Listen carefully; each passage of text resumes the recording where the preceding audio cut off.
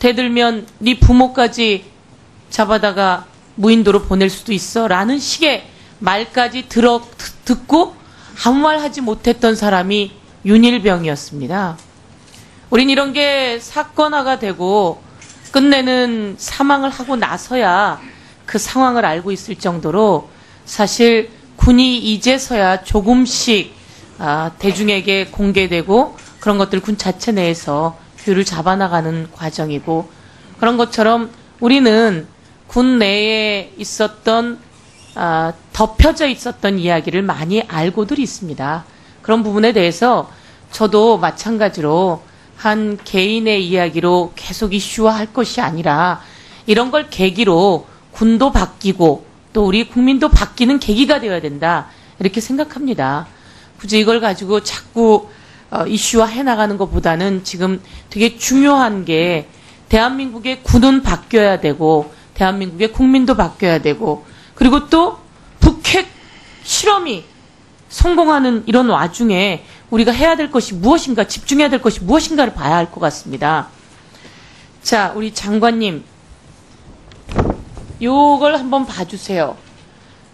북이 5차 핵실험까지 성공했습니다. 그렇죠? SLBM을 성공시켰습니다.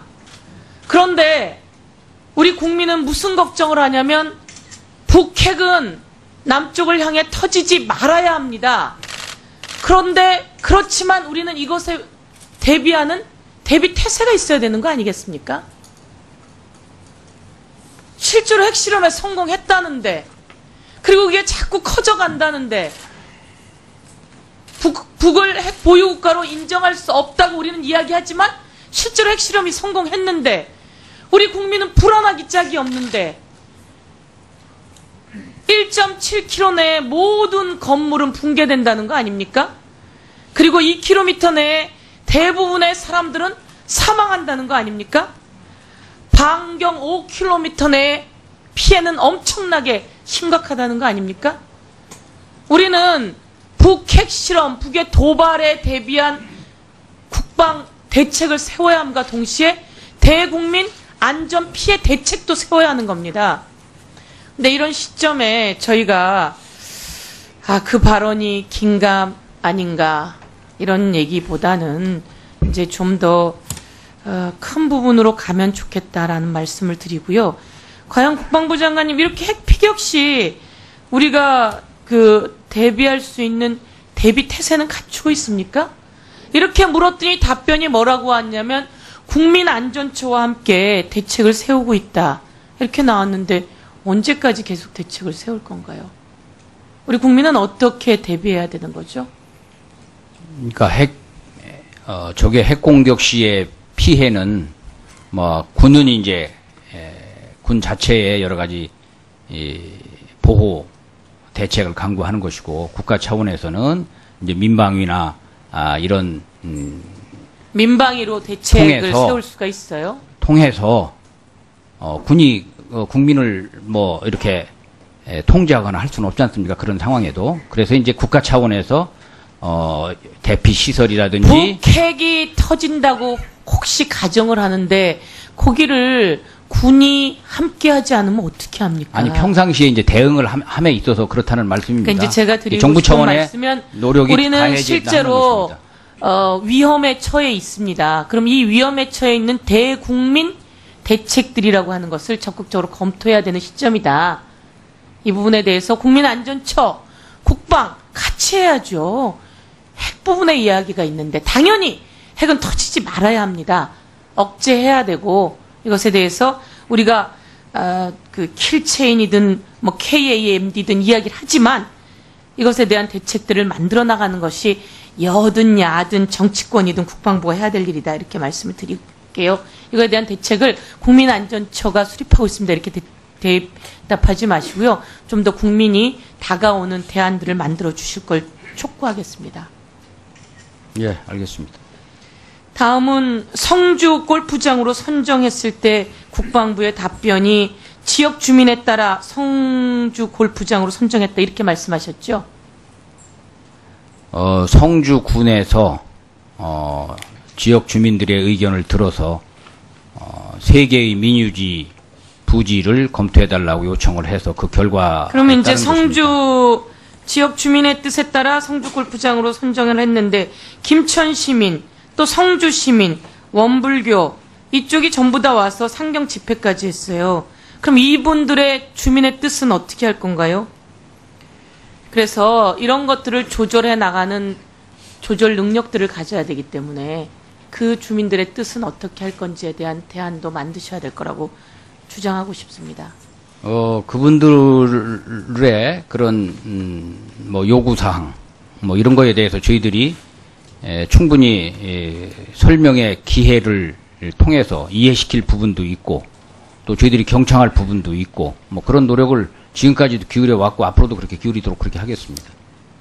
여지껏 오늘은 종합국감이기 때문에 질의했던 내용을 좀 정리하는 차원에서 마저 이야기를 하려고 하는데 여지껏 질의를 했는데 그에 대한 답이 그 사이에 해결 안 된 것이 많은 것 같습니다.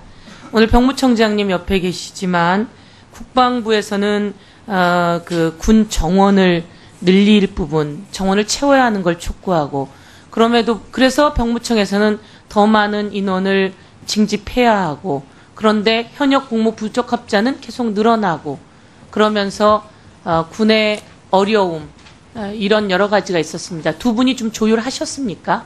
계속 그 문제는 국방부 실무자와 함께 거기에 대한 대책을 좀 준비를 해서 곧 아마 보고를 준비를 하고 있습니다. 국방위 국감에서 계속 제기된 내용이 그거였던 것 같습니다. 그렇죠, 국방부 장관님? 예.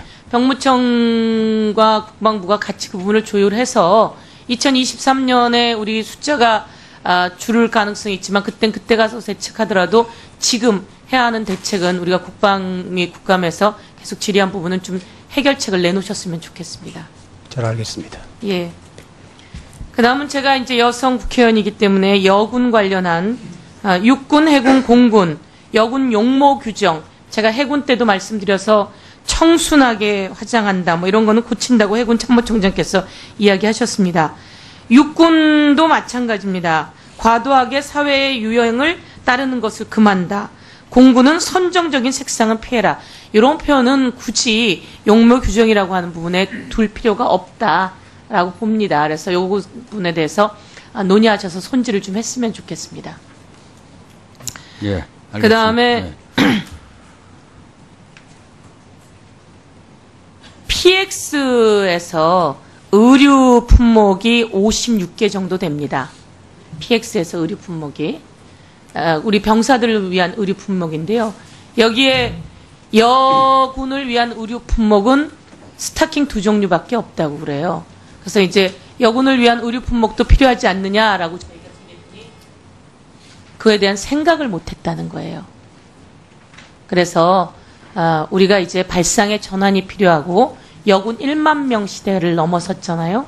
그래서 여군들의 그 의견을 수렴해서 뭐 제가 단순한 예로 이야기를 하지만 PX의 취급 품목, 여군들을 위한 품목들이 어떤 게 필요하고 그것들에 대한 대안도 마련하는 것이 필요하다. 그것이 기본적으로 지휘부가 남녀 같이 공존하는 양성평등의 입장을 볼 수 있다 이렇게 봅니다.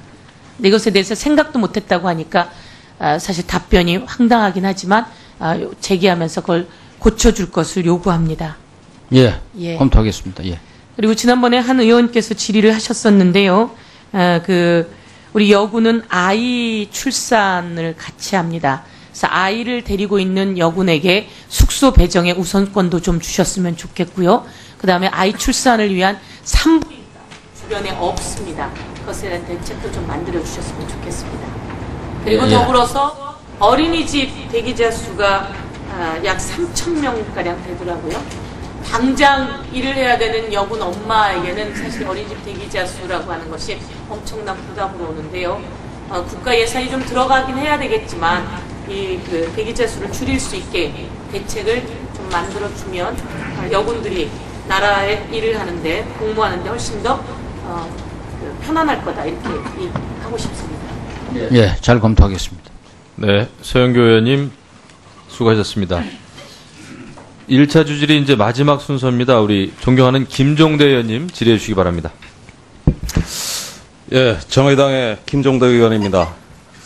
저도 원래 이 얘기를 안 하려고 그랬는데 이왕 얘기가 나왔으니까 질문을 하지 않을 수가 없습니다. 이 김재동 씨 사건에 있어서 실체적 진실이 뭐냐? 그런데 지금 영창 갔냐 안 갔냐 이거 하나로 집중이 되는데 그 대략 사건이 일어난 시점은 1994년 경으로 추정이 됩니다. 이때 이군 사령부에 그 부인이 참석한 파티가 있었느냐 없었느냐 이 부분은 혹시 조사하셨습니까? 제가 그런 사항은 뭐 저는 조사하지 않았습니다. 자, 그러면 그런 어떤 파티가 있었느냐 없었느냐는 아직은 우리가 당사자 외에는 아는 사람이 없고 그랬을 때 이게 이제 군의 명예훼손이라고 한다면 이군 사령관이나 그 부인께서 이거는 본인들에 대한 심각한 명예훼손이라는 항의를 국방부에 전달한 사실이 있습니까? 없습니다. 그러면 명예훼손이라는 건 제3자가 아니라 당사자가 하는 친고죄인데 여기서 명예훼손이라고 말하는 것은 그 당사자가 누굽니까? 저희가 뭐 명예훼손이라고 제가 얘기한 바가 없고요. 군이 뭐 그걸 명예훼손이라고 해서 뭐 지금까지 언급한 바가 없습니다.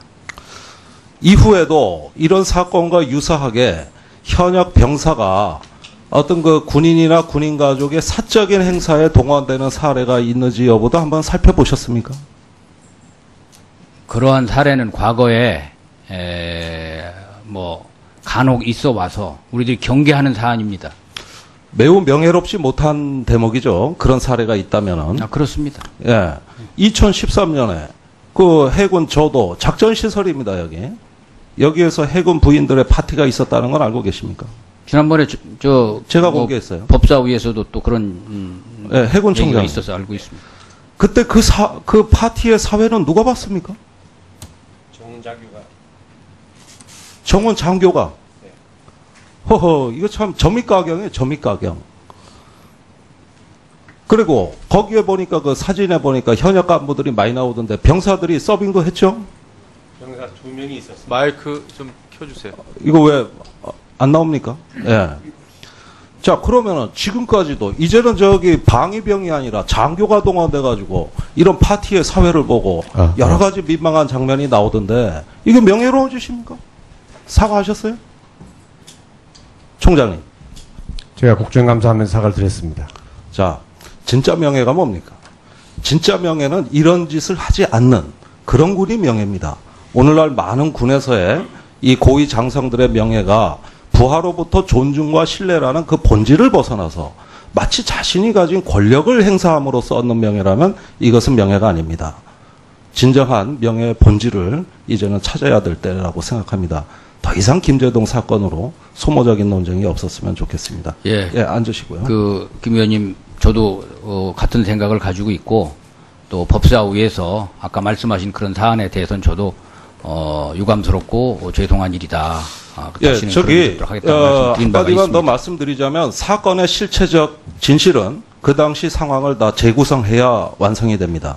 이것은 영창 갔냐 안 갔냐는 반쪽의 진실에 불과한 것이고 우리가 정말 군이 명예롭게 행동했는가 그 사건의 전후 과정을 다 실체적으로 복원해야 이것은 진실이라고 누구나 자신 있게 이야기할 수 있다는 걸 제가 강조드립니다.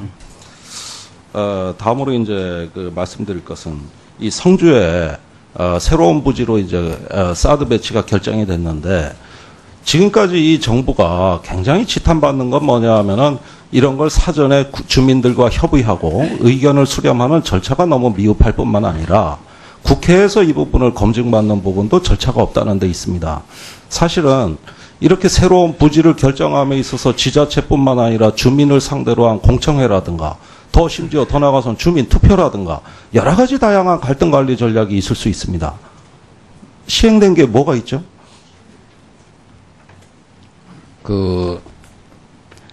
우리가 사전에 그러한 절차를 밟을 수도 있고 사후에 할 수도 있는 것입니다. 그래서 이 문제는 저희들이 사후에 그러한 절차를 계획을 했는데 환경영향 평가 결과는 공개하셨습니까? 환경영향평가. 이거는 지금 환경영향평가가 할 상황이 아닙니다. 현재는. 알았습니다. 저기 지난번 국회 상임위 때 저한테 한미 간의 공동 검토 결과를 설명을 하시겠다고 답변을 하셨는데 아직까지 조치가 없습니다. 뭐 아직까지도요. 자, 설명드리도록 그렇게 하겠습니다. 조치해 주시고요. 자, 그리고 북한 핵 문제에 관해서 좀 말씀을 드리자면 1994년에 이런 일이 있었습니다. 클린턴 정부가 전쟁 직전까지 가는 상황에서 곧 임박한 파국의 위기에서 김일성 주석이 북한군 장성들을 불러 모읍니다. 질문을 하죠. 전쟁에서 이길 수 있느냐? 그러니까 다 이길 수 있다고 답변합니다. 재차 김일성 주석이 이렇게 얘기하죠. 진짜 이길 수 있느냐? 진다면 어떻게 할 거냐? 아무도 대답을 못할 때 김정일 국방위원장이 자리에서 이렇습니다. 그러면서 주석님, 조선이 없으면 지구가 없습니다. 만약 그런 일이 생긴다면 지구를 폭파시켜버리겠습니다.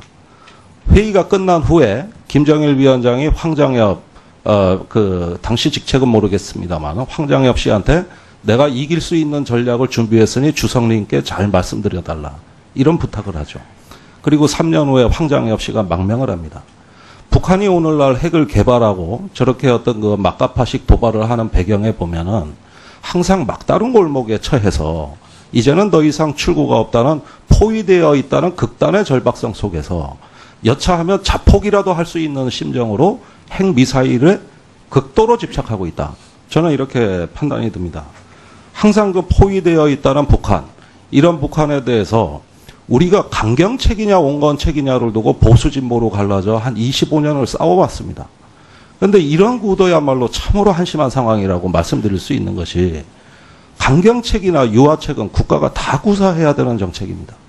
지금까지 국방부가 킬체인, 또 사드 배치, 맞춤형 억제 전략 여러 가지 말폭탄을 쌓아왔습니다만은 그 전략들이 효과가 있으려면 적절한 예방 외교와 병행이 될 때, 그 외교술과 조화롭게 균형을 이룰 때 비로소 이 군사 전략도 효과를 볼 수 있는 거거든요. 근데 대화는 없다. 시간 벌어주는 거다. 이제 곧 북한 망한다. 이렇게 하면서 그동안 쏟아낸 과연 군사 전략들이 실효가 있는가? 억제의 효과를 발휘했는가? 그것은 결과가 대답을 하고 있죠. 오히려 더 고도화됐습니다. 결국은 저는 강경책이냐 유화책이냐를 논하기에 앞서서 북한이 사면이 초과인 그 포위되어 있다는 포위 심성, 즉 시즈 멘탈리티라고 하는 것이 문제의 본질이라고 보고 이것을 어떻게 관리하느냐가 핵 문제의 핵심이라고 봅니다. 그러려면 적극적으로 예방 외교를 전개해야 된단 말이죠. 그 외교가 없으면 지금까지 얘기하신 많은 군사 전략들이 실효가 없어집니다. 오로지 군사 전략 이렇게 해가지고는 사실은 저는 실효성을 점점 상실한다고 봅니다. 그중에서 이 킬체인이라든가 여러 가지 전략이 대표적으로 지금 난항을 겪고 있는 어떤 상황을 좀 말씀을 드리겠어요. 지금 방위사업청장 나와 계십니다만은 방위사업청 국방감독관실에서 합참에다가 정찰위성 사업을 재검토하라는 요청을 했습니다. 알고 계시죠? 예, 이게 9월입니다. 그 이유는 합참에서 제기한 정찰위성 사업이 핵심 성능이 대부분 누락돼 있고 또 사업 추진 계획도 다분히 타당성이 결여된 잘못된 개발 계획이라고 해서 의견을 낸 거거든요.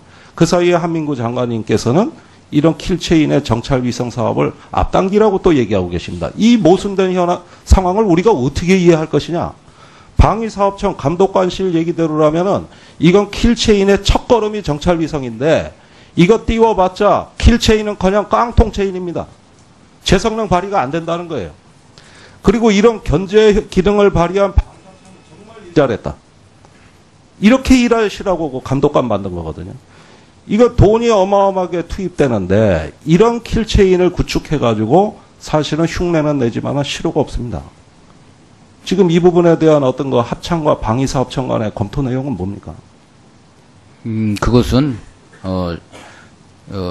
그건 뭐 방사청 방위사업 감독관의 그러한 요구 이전에도 합참에서도 최초에 만들었던 자기들이 그 구상했던 그 수준을 좀 더 높여야 되겠다라고 하는 인식들을 하고 있던 방사청은 이 사업 자체를 재검토해야 된다는 의견을 내신 거예요. 여기에 지금 고속 영상 촬영이라든가 데이터 전송이라든가 다 문제가 많습니다. 고속으로 대용량 데이터를 전송해야 실효성이 있는데 전부 실효성이 없어요.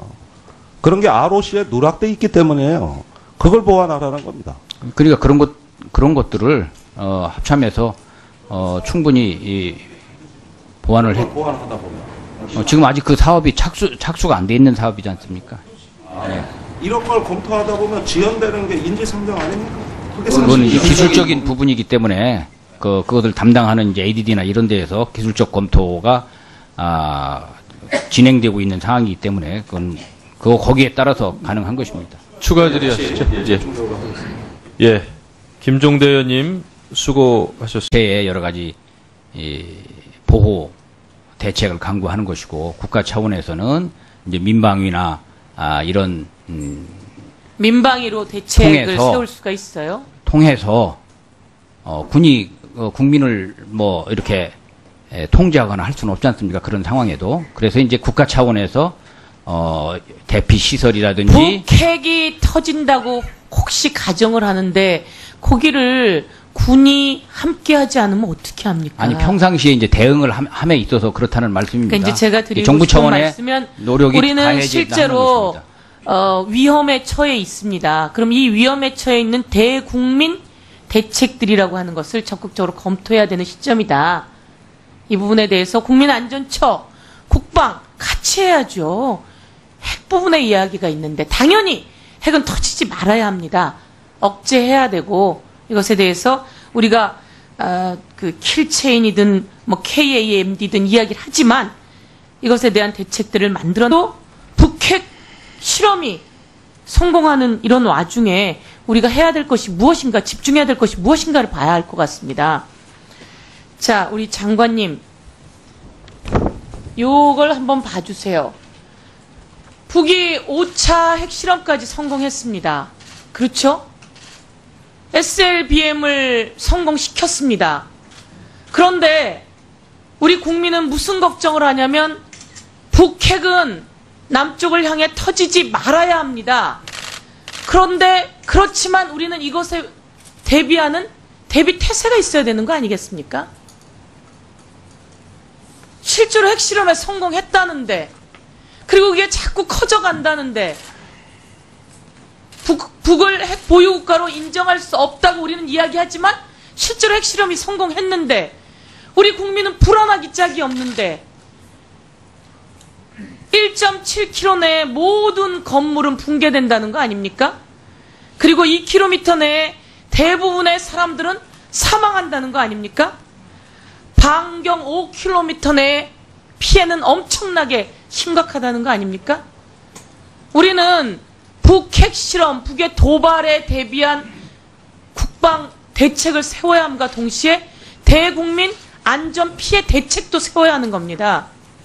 근데 이런 시점에 저희가 그 발언이 긴감 아닌가 이런 얘기보다는 이제 좀 더 큰 부분으로 가면 좋겠다라는 말씀을 드리고요.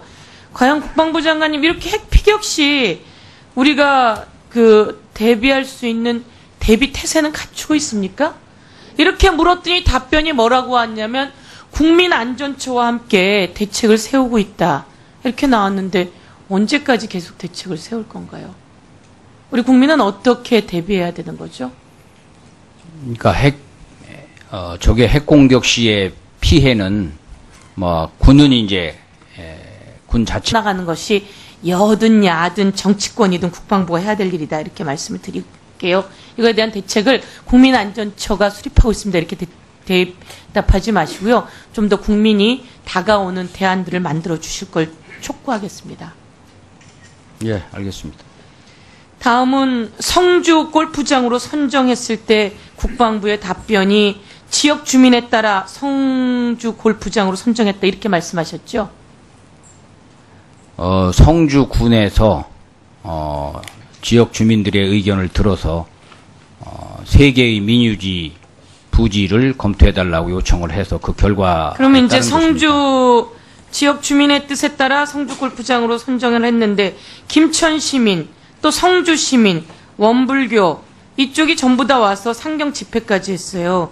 그럼 이분들의 주민의 뜻은 어떻게 할 건가요? 그래서 이런 것들을 조절해 나가는 조절 능력들을 가져야 되기 때문에 그 주민들의 뜻은 어떻게 할 건지에 대한 대들면 네 부모까지 잡아다가 무인도로 보낼 수도 있어 라는 식의 말까지 듣고 아무 말 하지 못했던 사람이 윤일병이었습니다.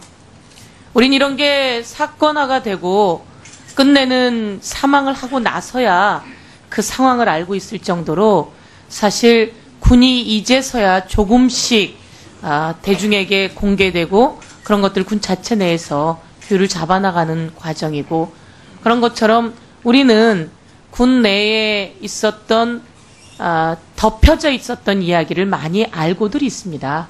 그런 부분에 대해서 저도 마찬가지로 한 개인의 이야기로 계속 이슈화할 것이 아니라 이런 걸 계기로 군도 바뀌고 또 우리 국민도 바뀌는 계기가 되어야 된다, 이렇게 생각합니다. 굳이 이걸 가지고 자꾸 이슈화해 나가는 것보다는 지금 되게 중요한 게 대한민국의 군은 바뀌어야 되고 대한민국의 국민도 바뀌어야 되고, 그리고 또